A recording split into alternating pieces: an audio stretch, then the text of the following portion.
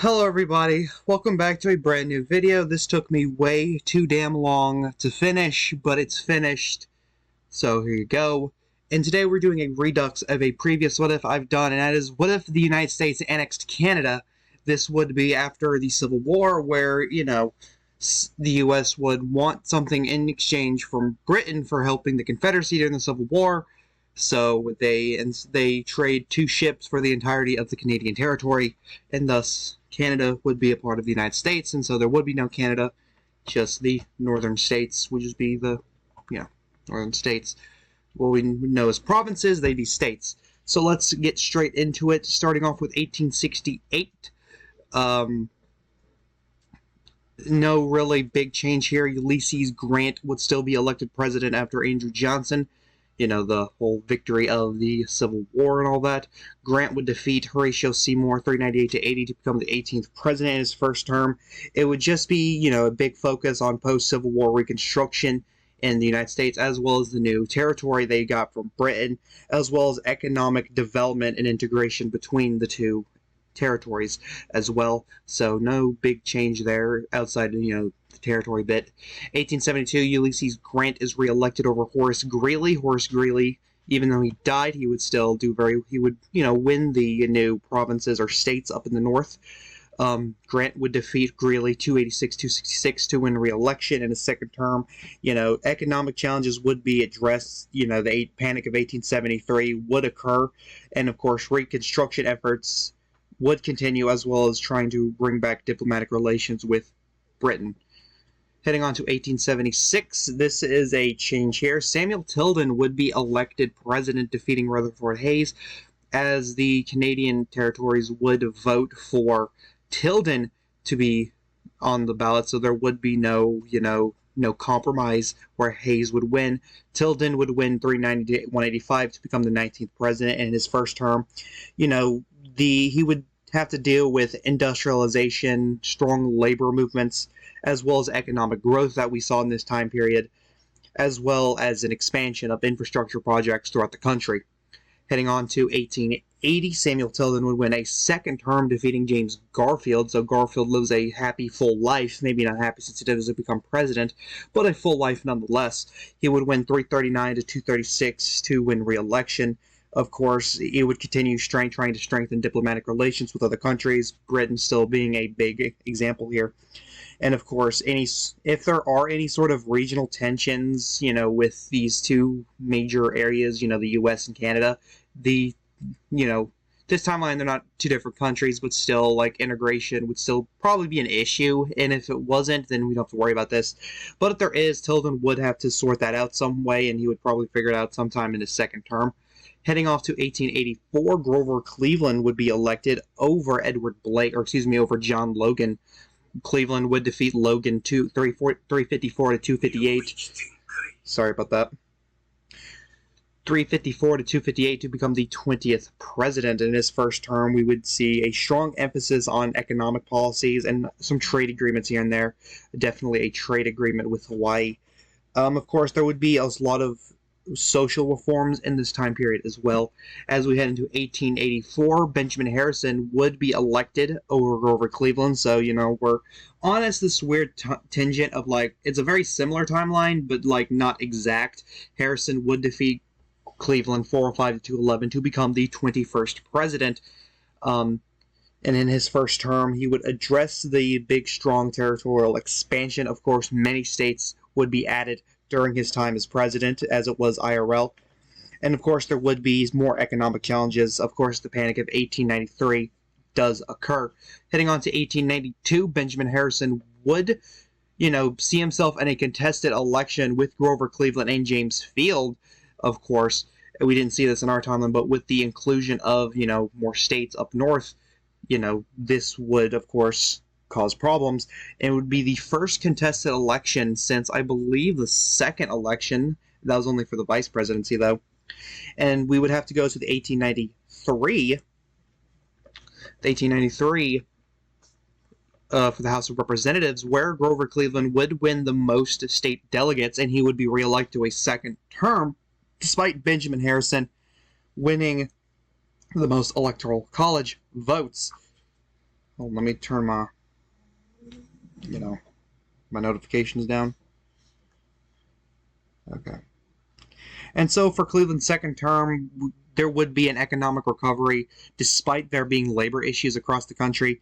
And of course, there would be a lot more nation building efforts seen in his term. Heading on to 1896, William McKinley would be elected president, defeating William Jennings Bryan 375-285 to become the 23rd president. And of course, in his term, we would have a great focus on industrialization, as well as technological advancements, as well as he navigates through international relations, whether that be creating alliances or the many wars, the Spanish and Philippine American wars, that would still occur. Heading on to 1900, Wilfrid Laurier, he was a Canadian Prime Minister. He would become president in this timeline, defeating William McKinley 368-292 to become the 24th president. Excuse me, I almost said 21st, but it's 24th. Of course, we would see a strong focus on domestic policies, and of course, infrastructure would be the biggest part during his term as president, as we head to 1904, where he would defeat Robert Borden, I don't think he became prime minister, but he was still a very prominent Canadian figure back in the 1900s. He would defeat Borden 353 to 36 to win re-election. His second term, social issues and, cultural integration, as of course the whole Chinese, immigration, Irish immigration, he would try to make the United States a more multicultural country, similar to how France ended up becoming with, English in France and all that. Of course, that didn't happen under Laurier. That happened under Pierre Elliott Trudeau. I believe that was his name. But, we'd see something similar during Laurier's second term. And, of course, there would be a lot of geopolitical challenges that come with it, with all the amnesty and immigration that would come through under Laurier. Heading off to 1908, William Taft would end up becoming president, defeating Vice President John Daniel 424 to 269 to become the 25th president.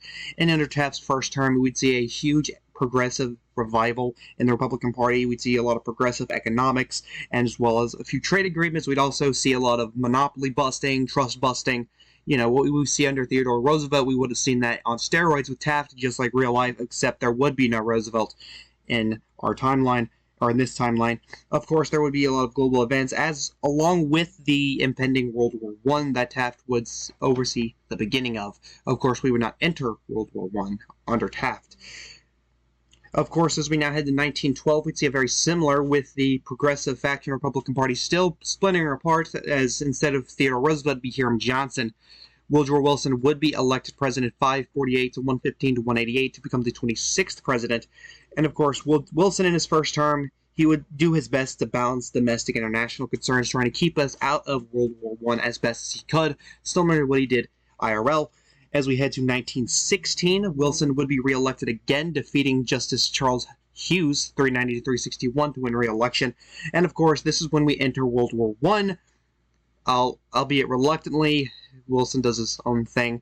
And of course, post-war reconstruction and diplomacy across the world under Wilson. Heading into 1920, a very, familiar election. We'd have Harding and James Cox.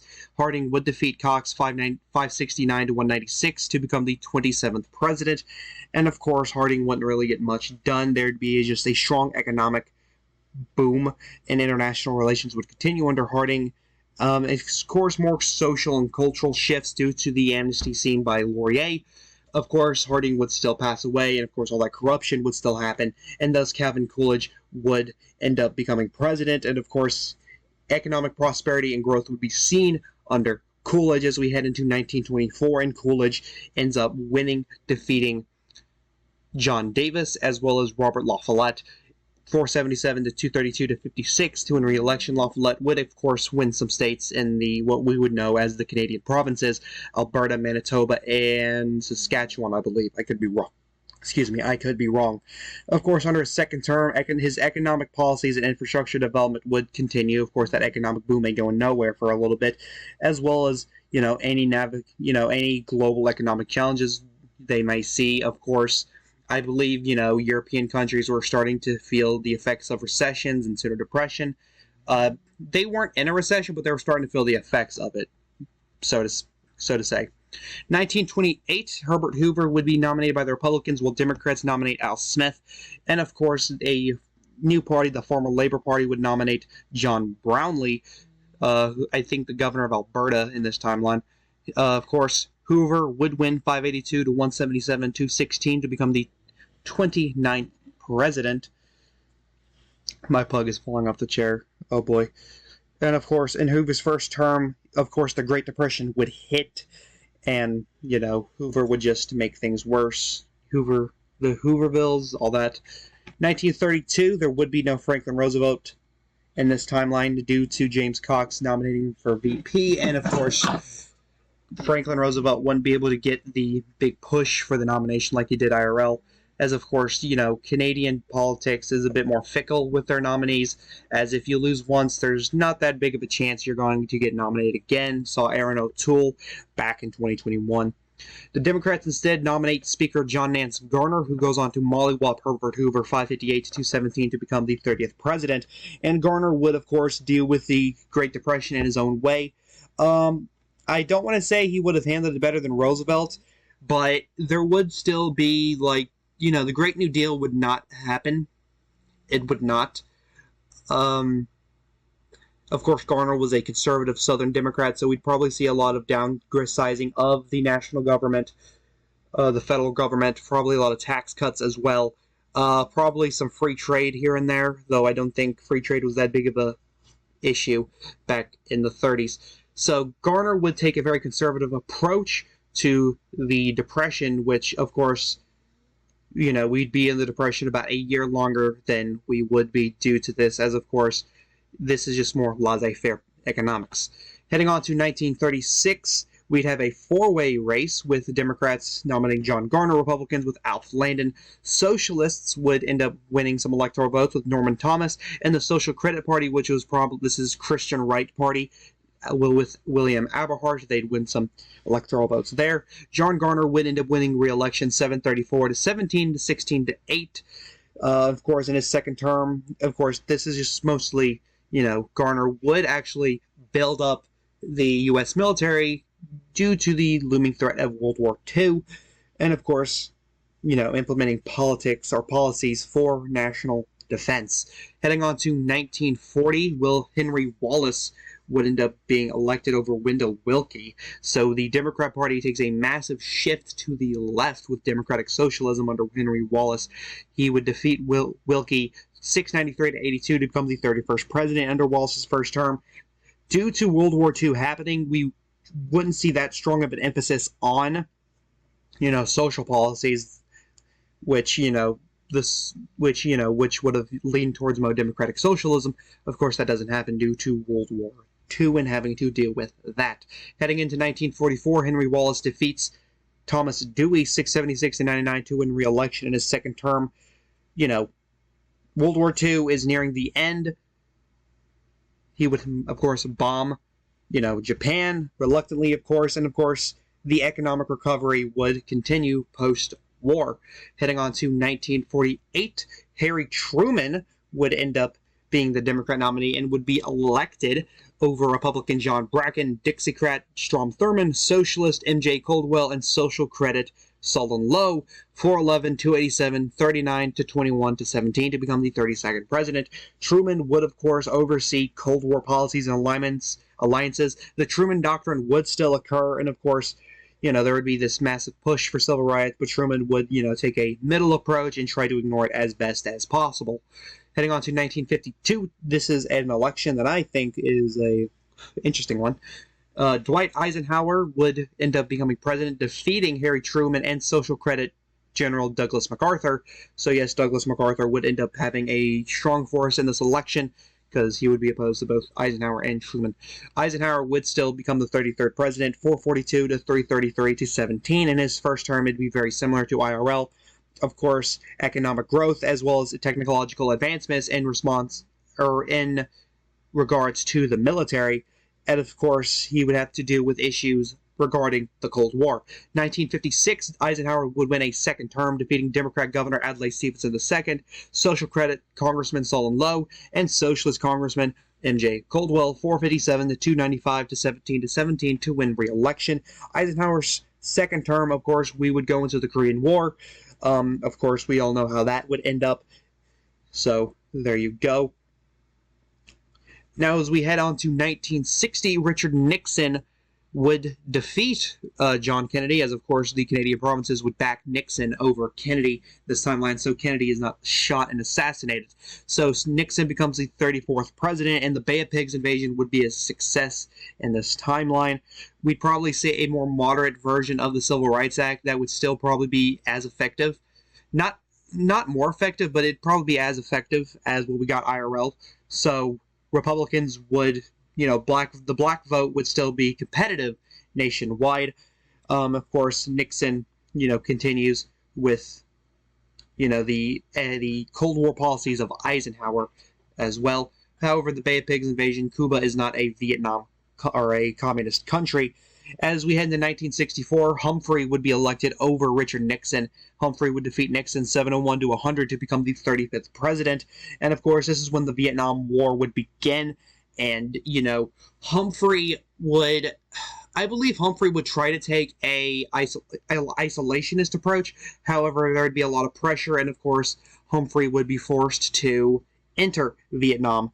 And of course, there would be a lot more civil rights movements in the country. More civil rights legislation would pass under Humphrey, a lot more liberal than what we saw under Lyndon B. Johnson. Heading into 1968, Spiro Agnew would be elected president in 1968, as he would defeat Hubert Humphrey and American Independent Governor George Wallace. They actually scratched that. They go to a contested convention. I need to start reading. As, of course, no one would get the necessary amount of electoral votes. However, Agnew does end up being elected as he gets the most state delegates with 31 to Humphrey's 19 to Wallace's 11.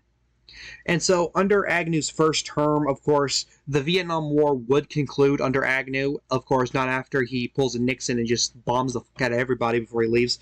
And, of course, there would be a recession during his time. As we head into 1972, Agnew would barely win, not barely, he kills it, but due to the left splitting the vote with George McGovern and John Hospers, who ends up taking votes away from the Democrats due to McGovern not being that popular, Agnew would end up winning re-election 685 to 91 to 23.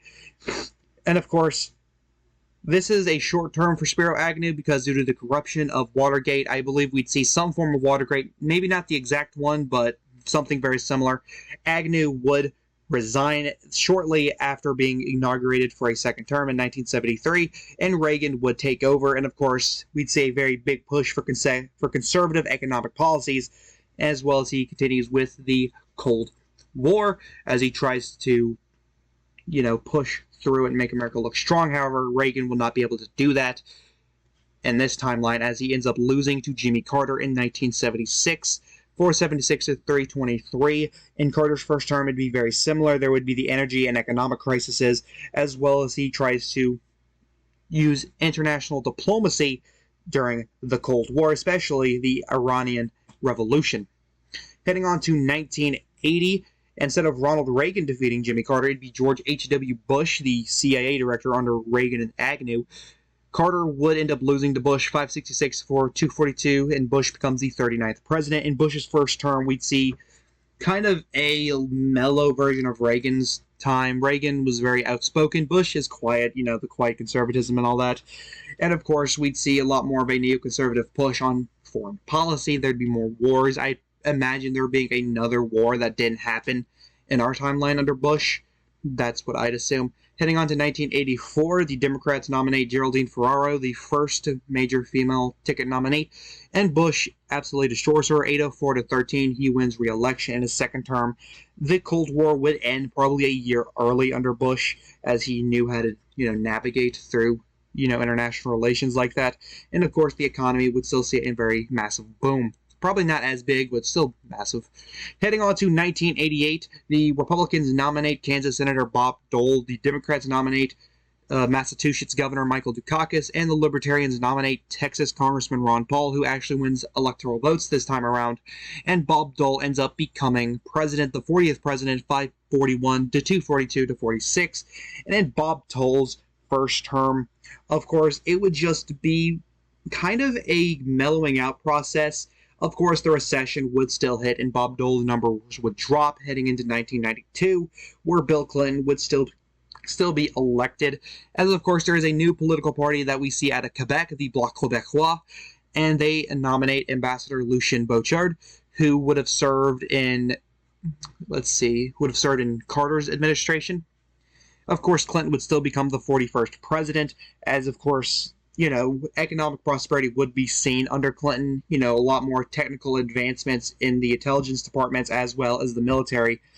And of course, NAFTA would be signed still under Clinton. Well, I don't think NAFTA it would be called NAFTA. It'd just be a U.S. and Mexico agreement since there's really no Canada, so it would just be a U.S. and Mexico trade agreement. In 1996, Clinton would be reelected again as, the Bloc and Reform still have their candidates, and the Republicans nominate Jack Kemp, the housing secretary under Bob Dole. Clinton would still win re-election here pretty handedly. Of course, this is just a continuation of his first term. No big, change here. In 2000, here's a change. Due to the Reform Party nominating Stockwell Day, who ends up winning several states up north, British Columbia, Alberta, and Manitoba, I believe. That is enough for Al Gore to become president, the 42nd president. And what we see in his first term is the aftermath of 9/11. We would go to war in, I believe, Afghanistan, but we would not go to Iraq. Yeah, so we'd go to Afghanistan, but not Iraq. So Iraq was something that George W. Bush just wanted to do just because. And of course, we probably see a focus on environmental issues instead of educational issues like we saw with Bush.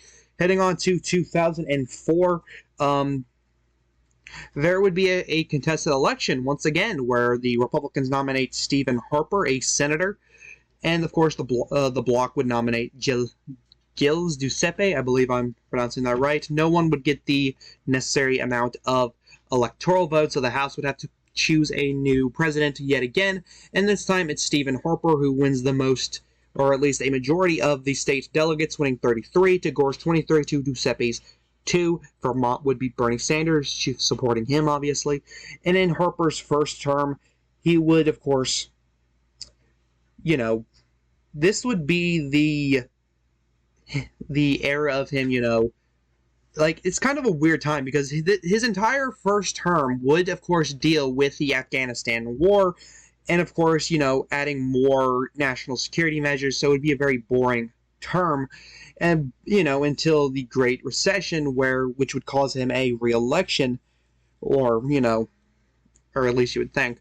But it would go to another contested election in 2008. Barack Obama, Stephen Harper, and Gilles Duceppe would all go to another contested convention despite the, low approvals of Stephen Harper and the economy. So in the 2009 contested election, Obama would, of course, easily win the most House delegates, and his first term is very similar. We'd see a small economic recovery after 2008's Great Recession, as well as Obamacare would still see its birth. And so heading into 2012, Mitt Romney would be elected president over Obama and Gary Johnson, which Gary Johnson would end up winning Quebec this timeline. Of course, due to Mitt Romney would have a very strong presence in the Canadian provinces if they were states, which would lead to Romney's victory as president, and he avoids a contested election once more. He probably would have lost. Romney probably would have gotten rid of Obamacare, and Romneycare would have been implemented, even though it's the same thing, but Republicans can now say they gave us a good healthcare system. Romney would probably have a very boring term. Of course, this would be the Afghanistan withdrawal. Actually, Obama would have done that in his first term. Never mind. But Romney would have to see the aftermath of the Afghanistan withdrawal and have to, fix Obama's fuck up, which, we'd have a very stagnant economy, a very stagnant country under Romney, and which would lead to Bernie Sanders' election in 2016. Bernie would end up, thanks to the Canadian provinces, in the primary election, Sanders would end up defeating Mitt Romney 520 to 354 to become the 46th president. And of course, Bernie would implement a lot of progressive economics. We probably withdraw from TPP. We probably would have gotten universal health care under Bernie Sanders. We probably would have gotten that in 2016. Of course, there's also COVID, which, heading into 2020 is a big hot button issue, where Republicans end up nominating one of the worst candidates they could, which is Aaron O'Toole. Of course, Bernie would end up defeating O'Toole 538-336, and this is mostly because conservatives didn't really turn out for O'Toole, and so Bernie ends up winning a second term. And I can't really say what would have happened in Sanders' second term yet. We probably would have seen, something better than what we have now with Biden. But thank you guys so much for watching. I hope you enjoyed this video. Don't forget to like, comment, and subscribe. This is the Chaotic One saying, peace.